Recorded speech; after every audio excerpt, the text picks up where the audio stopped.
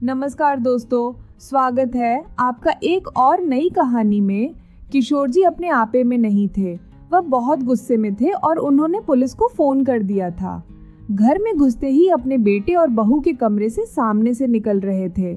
सहसा उन्हें दोनों की हंसने की आवाज आई, जिसके अंदर वह मजाक बना रहे थे कि बहू कह रही थी, अच्छा रहा हमने तिजोरी का ताला तोड़कर साड़ी गहने निकाल लिए, वरना तुम्हारा बुढ़ा बाप तुम्हारी माँ के ऊपर सब कुछ खर्च कर देता।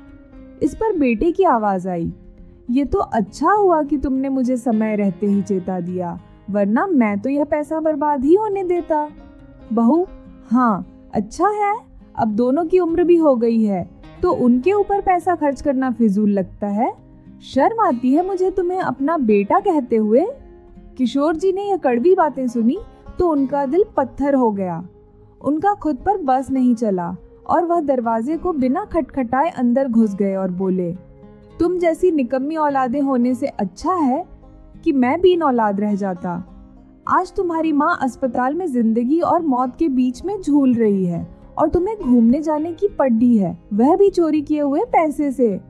तुम्हें अपनी माँ पर पैसे खर्च करना फिजूल लगता है। शर्म आती है मुझे तुम्हें अपना बेटा कहते हुए। बहू बोली, पिताजी आप यह भी तो सोचिए, माँ की क्या उम्र है, क्या उनके सही होने के चांस है, नहीं तो हम क्यों उनके ऊपर पैसा लगाएं। इस पर किशोर जी का हाथ उठ गया और बहू के चेहरे पर एक थप्पड़ मारते हुए बोले, अगर यहाँ पर तुम्हारी माँ होती तो भी क्या तुम्हारे शब्द यही होते। खैर, जब अपना ही सिक्का खोटा हो तो पराया से तो उम्मीद ही क्या है।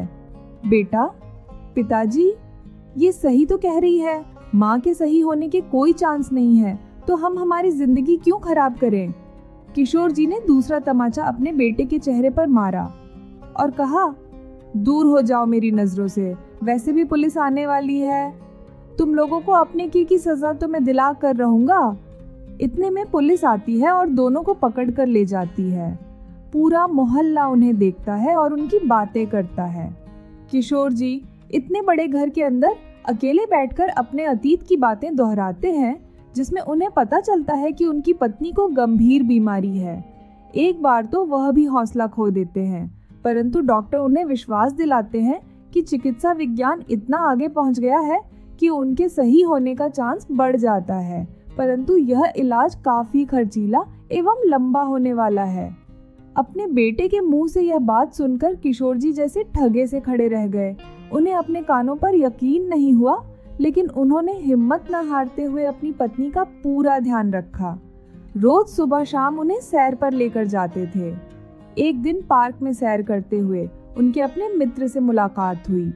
बातों ही बातों में उन्होंने अपने मित्र को अपनी पत्नी की तबीयत के बारे में बताया और इस बारे में अपने बेटे बहू के रवैये के बारे में भी बताया। हालचाल बताते हुए उनकी आंखों से आंसू छलक पड़े। बेबसी उनके चेहरे से साफ नजर आ रही थी। उसी समय उनके मित्र ने उन्हें हौसला दिया और कहा, किशोर यह वक्त हिम्मत हारने का नहीं है। गांव में तुम्हारी कितनी जमीन पड़ी है, वह किस दिन काम आएगी। तुम जब कहो मैं जमीन का सौदा करवा दूंगा। अपनी पत्नी के इलाज के लिए बेटे बहू पर मोहताज रहने की तुम्हें कोई जरूरत नहीं है। अपने मित्र की इस बात से किशोर जी को बहुत हौसला मिला और सही कीमत मिलने पर उन्होंने जमीन का सौदा कर लिया। जिस समय वे जमीन का सौदा करके घर लौटे तो घर आकर उन्हें अपनी पत्नी कहीं नजर नहीं आई। फिर किशोर जी ने अपनी बहू नंदिता को आवाज लगाई, नंदिता बहू, पूरा घर छान लिया, लेकिन मुझे तुम्हारी सास कहीं नजर नहीं आ रही, कहीं गई है क्या। फिर नंदिता ने कहा, अरे बाबूजी ऐसा भी क्या हो गया। तभी किशोर जी बोले, अरे मैं उससे कह कर गया था कि मैं गांव में सरपंच से मिलने जा रहा हूँ। उसके बाद मुझे बैंक भी जाना है और कुछ कागजात पर तुम्हारी सास के साइन चाहिए थे। अब वह घर में नहीं है, किसी भी बात को गंभीरता पूर्वक लेती ही नहीं, ना जाने अब कहाँ कौन सा काम करने चली गई मेरी बातों को अनसुना करके। तभी उनकी बहू नंदिता बोली, माँ जी तो मंदिर गई हैं, थोड़ी देर पहले ही निकली हैं, लेकिन बाबूजी आपको कौन से कागजात पर साइन चाहिए, माँ के यह तो बताइए, कुछ जरूरी कागजात है। बहू, ऐसा कहते हुए किशोर जी बोले, ये दीपा भी हद करती है, उसे मालूम है कि उसकी तबीयत दिन ब दिन खराब हो रही है, एक दिन भी नहीं भूलती। अपने हाथों में लिए बैग को अपने सीने से चिपकाते हुए किशोर जी बोले, अगर आज काम नहीं हुआ तो फिर बात अगले हफ्ते तक टल जाएगी। तभी नंदिता की नजर उनके बैग पर गई और बोली, वैसे बाबूजी, आपने बताया नहीं कि आप बैंक क्यों जा रहे थे। फिर किशोर जी बोले, कुछ नहीं बहू, कुछ जरूरी काम था। तभी दरवाजे पर कुरियर आया तो नंदिता कुरियर लेने चली गई, परंतु सारे काम करते हुए भी उसका ध्यान अपने ससुर के बैग पर बना हुआ था। कुरियर अपने कमरे में रखकर नंदिता ने अपने सास ससुर के कमरे में झांक कर देखा तो उनके ससुर किशोर जी कुछ ढूंढ रहे थे। उनके चेहरे पर परेशानी दिख रही थी। नंदिता बिना दस्तक के ही कमरे में घुस गई और बोली, देखिए ना बाबूजी, सासू माँ को अपनी तबीयत की चिंता ही नहीं है, अभी तक नहीं आई मंदिर से। बहू की आवाज सुनते ही किशोर जी ठिठक गए और उनके हाथ से वह बैग नीचे गिर गया। जैसे ही बैग नीचे गिरा, उसमें से 100 के नोटों के बंडल फर्श पर गिर गए। पैसों की गड्डियां देखते ही नंदिता की आंखें खुली की खुली रह गईं। इतने सारे पैसे नंदिता के मुंह से अचानक निकला और फिर सामान्य होती हुई बोली, वैसे बाबूजी, इतना सारा पैसा कहाँ से आया? ये किसके पैसे हैं? तो किशोर जी ने जल्दी से उन पैसों को उठाकर अपने बैग में डाला और उसे बंद करते हुए बोले, वह बहू, हमारे गांव वाली जो जमीन थी ना, उसी को बेचने के लिए मैं सरपंच के पास गया था। अब वह जमीन बिक गई है तो कुछ पैसे मिल गए हैं। इन्हीं पैसों को जमा करवाने के लिए मुझे बैंक जाना था, लेकिन अलमारी की चाबी मुझे कहीं नहीं मिल रही है। लगता है तुम्हारी सास के पास होगी। उधर नंदिता की आंखों में तो अभी तक नोटों की गड्डियां की तस्वीर नाच रही थी। वह बोली, बाबूजी देखो ना, माँ जी तो अभी तक आई नहीं। अब आप कब तक इसे हाथ में ही रखेंगे? हाँ बहू, यही तो मैंने सोचा था कि इन पैसों को तुरंत बैंक में जमा करवा दूंगा, क्योंकि अगले हफ्ते दीपा को अस्पताल में भी दिखाना है। अब तो डॉक्टर ने भी कह दिया है कि अगर जल्द से जल्द ऑपरेशन न करवाया गया तो मामला हाथ से निकल जाएगा। तभी नंदिता बोली, बाबूजी, वह सब तो ठीक है, लेकिन इन पैसों को कहाँ संभाल कर रखेंगे? बहू, जब तक दीपा नहीं आती तब तक मैं इसी कमरे में बैठा हूँ और मैं कर भी क्या सकता हूँ। फिर उनकी बहू नंदिता कहने लगी, अरे बाबूजी, आप मुझ पर इतना भी विश्वास नहीं करते। आप मुझे दीजिए, ये पैसे मैं अलमारी में रख देती हूँ, और यदि विश्वास नहीं है तो अलमारी की चाबी भी आपको लाकर दे देती हूँ। फिर किशोर जी बोले, अरे नहीं बहू, ये तुम कैसी बातें कर रही हो? तुम हमारी बहू हो, तुम पर विश्वास नहीं करेंगे तो किस पर करेंगे? ठीक है, जब तक दीपा नहीं आती तब तक इसे तुम अपने पास रखो। इतना सुनते ही नंदिता के चेहरे पर ऐसी खुशी आ गई मानो वह इसी वक्त का कब से इंतजार कर रही थी। मुस्कुराती हुई नंदिता उस बैग को लेकर अपने कमरे में चली गई। कमरे में जाते ही सबसे पहले उसने पैसों पर एक नजर दौड़ाई, लेकिन उसकी आंखें फटी की फटी रह गईं जब उसने देखा कि बैग में पूरे लाख रुपए थे। तो अपनी चालाकी दिखाते हुए उसने उसमें से लाख निकालकर अलग रख दिए और बाकी के पैसे बैग में वापस डालकर अलमारी में रख दिए। थोड़ी देर में ही उसकी सास दीपा जी आ गई तो नंदिता बोली, माँ जी, इतना भी कोई समय लगाता है क्या मंदिर में? अरे नहीं बहू, रास्ते में ही मेरी सहेली मिल गई थी तो हालचाल पूछने बताने में थोड़ा समय लग गया। अच्छा, एक बात बताओ, तुम्हारे ससुर जी आए हैं क्या? हाँ माँ जी, आपको ही कब से ढूंढ रहे थे, अभी अभी बाहर निकले हैं। आप एक काम कीजिए, यह लीजिए मेरी अलमारी की चाबी। मेरी अलमारी में ससुर जी ने अपना बैग रखा है, आप ले जाकर अपनी अलमारी में रख लीजिए। वह क्या है ना, ढेर सारे पैसे हैं, कल को इधर उधर हो गए तो आप सब तो मेरा ही नाम लगाएंगे, क्योंकि ससुराल में सबसे पहले शक तो बहू पर ही जाता है ना। फिर दीपा जी बोली, ऐसा नहीं है बहू, हमने तो तुम्हें हमेशा अपनी बेटी माना है। अगर छोटी मोटी कोई बात होती भी है तो उसे दिल से लगाकर नहीं रखना चाहिए। मैं बैग निकाल लेती हूँ। ऐसा कहते हुए दीपा जी बहू के कमरे में जाने लगी तो अचानक उनका दिमाग ठनका कि आज तक जो बहू अपने कमरे का दरवाजा तक भी बंद रखती थी, उस बहू ने अपनी अलमारी की चाबी उन्हें कैसे दे दी। लेकिन फिर इस विचार को रफा दफा करते हुए वह बहू के कमरे में गई और अलमारी खोलकर अपने पति का बैग निकाल कर ले आई और अपने कमरे की अलमारी में रख दिया। उसी समय किशोर जी आए और बोले, हद करती हो दीपा, तुम भी। मैंने तुमसे कहा था कि जब मैं आऊं तो तुम घर पर रहना, लेकिन तुम मेरी बात सुनती ही कहाँ हो। पति की बात सुनकर दीपा जी बोली, अरे जिस काम के लिए आप मुझे ढूंढ रहे थे वह काम तो मैं पहले ही कर चुकी हूँ। तभी किशोर जी ने कहा, कौन सा काम? फिर दीपा जी बोली, अरे जो बैग आपने बहू को दिया था मैंने अलमारी में रख दिया है, और देखिए ताला लगाकर चाबी भी अपने पास रखी है। वह तो ठीक है, लेकिन तुमने बैग चेक तो किया था ना? ठीक से रखा तो है? हाँ, पूरा बैग उठाकर अंदर रखा है। आप मुझे बुद्धू समझते होंगे, लेकिन आपकी दीपा इतनी बुद्धू नहीं है। अरे नहीं दीपा, तुम बस जरूरत से ज्यादा सीधी हो, किसी पर भी भरोसा कर लेती हो ना। लेकिन यह दुनिया बहुत बुरी है, अब दूर क्यों जाना, अपने घर में ही देख लो।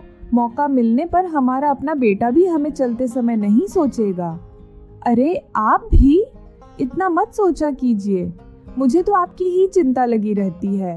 कल को अगर मुझे कुछ हो गया तो आपका ख्याल कौन रखेगा? एक पल को भी यह बात अपने मुंह पर मत लाना। दीपा जी के मुंह पर हाथ रखते हुए किशोर जी बोले, मैंने सभी रिश्ते आजमा लिए हैं कि कौन अपना है और कौन बेगाना। हम दोनों का रिश्ता ही एक ऐसा है जो निस्वार्थ भाव से एक दूसरे के लिए सोचते हैं, वरना तो अपनी औलाद भी अपनी नहीं है। अजी, आप अपने बेटे के खिलाफ मन में जहर मत रखिए। अब वह शादीशुदा है, उसकी पत्नी की जिम्मेदारी भी उस पर है, और बहू की तो आए दिन कोई ना कोई मांग चलती रहती है। अब वह उसके शौक पूरे करेगा या अपने माँ बाप को देखेगा। अजी छोड़ना इन बातों को, मैं चाय बनाती हूँ, बैठकर चाय पीते हैं। दरअसल किशोर जी अपनी पत्नी दीपा की बीमारी को लेकर बहुत परेशान रहते थे, और दीपा जी की बीमारी का इलाज बहुत महंगा था, जो केवल शहर के सबसे बड़े अस्पताल में ही संभव था। अगले दिन उन्होंने अपनी पत्नी के ऑपरेशन के लिए तारीख ले ली। उस समय उनका बेटा राजन दूसरे शहर गया हुआ था। 2 दिन बाद जब वह लौट कर आए तो नंदिता ने तुरंत उनके कान भर दिए। वह गुस्से से भड़कता हुआ बाहर निकला और बोला, बाबूजी, ये सब क्या लगा रखा है? तभी किशोर जी अपनी सोच की मुद्रा से बाहर आते हुए बोले, किस बारे में बात कर रहे हो बेटा? मैं कुछ समझा नहीं। इतने भी ना समझ मत बनिए बाबूजी। आपको अच्छे से पता है मैं माँ के विषय में बात कर रहा हूँ। क्यों बेटा, उस बेचारी ने तुम्हारा क्या बिगाड़ा? वह तो स्वयं कैंसर से जूझ रही है। हाँ, मैं सब जानता हूँ, लेकिन आपको शायद समझ नहीं आ रहा। पहले ही माँ के इलाज के लिए आप गहने बेच चुके हैं, और अब अपनी गांव की जमीन भी बेच दी, और मुझसे पूछना तक भी जरूरी नहीं समझा। मेरी सलाह भी आपके लिए कोई मायने नहीं रखती। फिर किशोर जी बोले, अच्छा हुआ जो तुम्हारे सूत्रधार ने तुम तक खबर पहुंचा दी। अब क्या करूं बेटा, तूने तो अपनी माँ को मरने के लिए छोड़ दिया है, उसकी तो चिंता है नहीं। तुझे दिन रात अपनी पत्नी की फरमाइश पूरी करने में लगा हुआ है। तभी राजन बोला, मुझे समझ नहीं आता, आखिर आपको हुआ क्या है? मैं क्या आप लोगों का दुश्मन हूँ? लेकिन बेटा, तुम्हारी हरकतों से यह भी नहीं लगता कि तुम्हें अपनी माँ की चिंता है। 1 महीना पहले तुमने 1 लाख रुपए की कार खरीदी है, और अभी कुछ दिनों पहले की ही बात है जब तुमने बहू को सोने का हार खरीद कर दिया है। अपने और अपनी पत्नी के शौक पूरे करने के लिए तुम लाखों रुपए खर्च कर सकते हो, लेकिन अपनी माँ के इलाज के लिए नहीं। और रही उस जमीन की बात, तो वह जमीन मैंने अपने खून पसीने से कमाए हुए पैसों से खरीदी थी, और अगर बेच दी तो उसमें मुझे तुमसे पूछने की क्या जरूरत थी? लेकिन बाबूजी, मेरा भी अपना परिवार है, मेरी बीवी बच्चे का तो कुछ सोचिए। आप तो हमें कंगाल ही करते चले जा रहे हैं। फिर किशोर जी गुस्से में बोले, बेटा क्या बोला तूने? बीवी बच्चे तुझे इस दुनिया में लाने वाला कौन है? तेरी माँ, मेरी दीपा। जिस दिन तुझे बुखार होता या तू बीमार हो जाता तो हम दोनों में से कोई खाना नहीं खाता था। पूरी रात जाग कर तेरी माँ तेरा ख्याल रखती थी, फिर भी उसके चेहरे पर शिकन तक नहीं आती थी। दिन रात तेरी नजरें उतारती थी। बस बाबूजी, इन सब फालतू की बातों में मेरा समय खराब मत कीजिए। कौन सा एहसान कर दिया था आपने? हर माँ बाप अपने बच्चों के लिए करते हैं। तभी किशोर जी आंखों के कोरों से आंसू पहुँचते हुए कपकपाती आवाज में बोले, खबरदार, अब एक शब्द भी आगे बोला तो परसों मैं तुम्हारी माँ के इलाज के लिए उसे अस्पताल लेकर जा रहा हूँ और इस बारे में मुझे किसी की राय नहीं लेनी है। अपने पिता की यह बातें सुनकर राजन थोड़ी विनम्रता दिखाते हुए बोला, अरे बाबूजी, ऐसी बात नहीं है, लेकिन अगर माँ के इलाज से कुछ पैसे बचे तो वह हमें दे दीजिएगा। दरअसल मैंने अपने दोस्त के साथ पार्टनरशिप में एक बिजनेस शुरू किया है। अगर मुझे पैसे नहीं मिले तो मुझे किसी से कर्ज उठाना पड़ेगा। फिर किशोर जी बोले, अच्छा, मतलब की बात तो मुझे अब समझ में आई। अब बेटा, इतने बड़े अस्पताल में कितना खर्च होगा ये तो तुम खुद भी सोच सकते हो, और अपने बूढ़े माँ बाप की सहायता करने की बजाय तुम उनसे पैसे मांग रहे हो। शर्म आनी चाहिए तुम्हें। इतना कहकर किशोर जी वहाँ से चले गए। अगले दिन अस्पताल से फोन आ गया कि इलाज के लिए अस्पताल में पैसे जमा करवा दीजिए और मरीज को दाखिल करवा दीजिए। फिर किशोर जी ने अपनी पत्नी से कहा, हमें कल तुम्हें अस्पताल में दाखिल करना है, इसलिए अस्पताल के लिए कुछ कपड़े रख लेना। जल्दी ही तुम्हारी सारी परेशानियां दूर हो जाएंगी। फिर दीपा जी हंसते हुए बोली, हम दोनों अपनी जिंदगी के अंतिम पड़ाव पर पहुंच चुके हैं, फिर भी खुद से ज्यादा ख्याल रखते हैं। किशोर जी ने कहा, दीपा, तुम हो तो मैं हूँ, नहीं तो मैं कुछ भी नहीं। अगर तुम इस घर में नहीं होती ना तो मुझे यह घर भी अच्छा नहीं लगता। किशोर जी ने पैसों का भरा बैग संभाल कर रख लिया और पत्नी को अस्पताल लेकर जाने लगे तो अपने बेटे से कहा, मैं तुम्हारी माँ का इलाज करवाने जा रहा हूँ, क्या तुम चलोगे? तो बहू तपाक से बोली, ये क्या करेंगे वहाँ जाकर? आप हैं तो माँ जी की देखभाल करने के लिए। उधर बेटे के मुंह से एक शब्द भी नहीं निकला। फिर दीपा जी बोली, उन्हें क्यों परेशान करते हैं? आप मेरे साथ हैं तो चिंता किस बात की? चलिए हम चलते हैं। किशोर जी को अपने बेटे और बहू पर गुस्सा बहुत आया, लेकिन वह अपनी पत्नी को परेशान नहीं करना चाहते थे, इसलिए चुपचाप वहां से चले गए। दीपा जी को नर्स अंदर लेकर चली गई, जबकि किशोर जी काउंटर पर पैसा जमा करवाने लगे। तभी काउंटर पर बैठे व्यक्ति ने कहा, किशोर जी, आपने तो कहा था कि आप पूरे पैसे जमा करवा रहे हैं, लेकिन यह तो केवल 1 लाख रुपए हैं। ऑपरेशन तो हम लोग शुरू कर रहे हैं, लेकिन बाकी के बचे पैसे आप जल्दी जमा करवा दीजिए। ये बात सुनकर किशोर जी हैरान रह गए। ऐसे कैसे हो सकता है? उसमें तो पूरे 1 लाख रुपए थे। तभी अकाउंटेंट ने कहा, अगर आपको विश्वास नहीं है तो आप कैमरा चेक कर सकते हैं। तभी किशोर जी एक पल को उस वक्त को याद करने लगे जब उन्होंने अपनी बहू को पैसे दिए थे और फिर बोले, नहीं नहीं, हमें दूसरे क्या ठग, ये ठेका तो हमारे अपनों ने ले रखा है। मैं अब भी आता हूँ। ऐसा कहकर किशोर जी घर लौटे। उधर घर पर उनका बेटा राजन थोड़ी चिंता में बैठा हुआ था। तभी नंदिता बोली, आप चिंता क्यों करते हैं? अरे, आज तो हमारी जिंदगी की सबसे बड़ी परेशानी खत्म होने वाली है। आपकी माँ का इलाज हो जाएगा तो हम भी घूमने जा पाएंगे। फिर राजन बोला, पैसों की बहुत ज्यादा तंगी चल रही है और घूमने पर तो कम से कम 50,000 रुपये चाहिए। अगर पैसे होंगे तब तो जाएंगे ना। तभी नंदिता बोली, अरे, आप मेरा इतना ख्याल रखते हैं और मैं आपका इतना सा बोझ भी कम नहीं कर सकती। अभी रुकिए। ऐसा कहते हुए नंदिता अंदर गई और अपनी अलमारी से पैसे निकाल कर ले आई और नोटों के बंडलों से अपने आप को हवा करती हुई बोली, बस आप मेरी चिंता किया कीजिए, मैं किसी और चिंता को आपके पास फटकने तक नहीं दूंगी। फिर राजन बोला, तुम्हारे पास इतने सारे पैसे कहाँ से आए? नंदिता ने कहा, अरे आप आम खाइए ना, गुठलियों क्यों गिनते हैं? आपकी यही आदत मुझे अच्छी नहीं लगती। तो राजन बोला, ये बात तो सच है, सबकी चिंता कर कर के मेरा दिमाग खराब हो गया है। अब मुझे किसी से कोई मतलब नहीं, अब तो पक्का हम घूमने चलेंगे। ऐसा कहते हुए दोनों खिलखिलाकर हंस पड़े।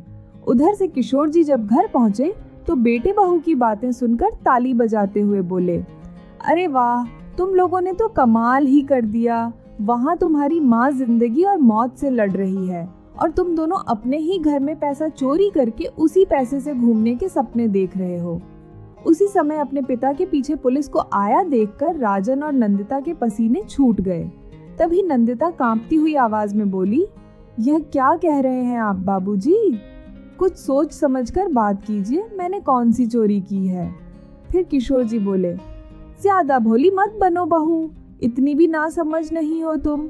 जिस दिन तुमने मेरे पैसे संभाल कर रखने की बात कही थी, शक तो मुझे तुम पर उसी दिन हुआ था। फिर मैंने सोचा कि तुम्हारी सास भी तो तुम्हारी माँ जैसी ही है, तुम उसे कोई तकलीफ नहीं आने दोगी, उसके साथ कुछ गलत क्यों करोगी? तभी राजन बोला, बाबूजी आपको शर्म नहीं आती? अपनी बहू पर ऐसा इल्जाम लगाते हुए आपके पास क्या सबूत है कि पैसे नंदिता ने लिए हैं? तो किशोर जी ने तुरंत बता दिया, मेरे बैग में से 100 के नोटों के 4 बंडल गायब हैं। और राजन ने जब नंदिता के हाथ में देखा तो उसके हाथ में भी 100 के नोटों के 4 बंडल ही थे। तभी नंदिता बोली, अरे बाबूजी, आप लोगों की जिंदगी के अब दिन ही कितने बचे हैं और आप इस उम्र में मांझी पर इतना पैसा पानी की तरह बहाए जा रहे हैं। मांझी के इलाज को छोड़िए, खुद भी चैन से रहिए और हमें भी रहने दीजिए। इतना सुनते ही किशोर जी आग बबूला हो गए और उन्होंने एक जोर का तमाचा अपनी बहू के गाल पर जड़ दिया।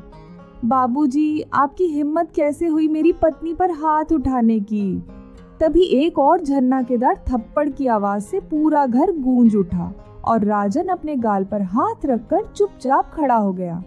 फिर किशोर जी बोले, क्या इसी दिन के लिए मैंने तुझे पढ़ा लिखा कर बड़ा किया था कि तू अपने माँ बाप को ही खून के आंसू रुलाए?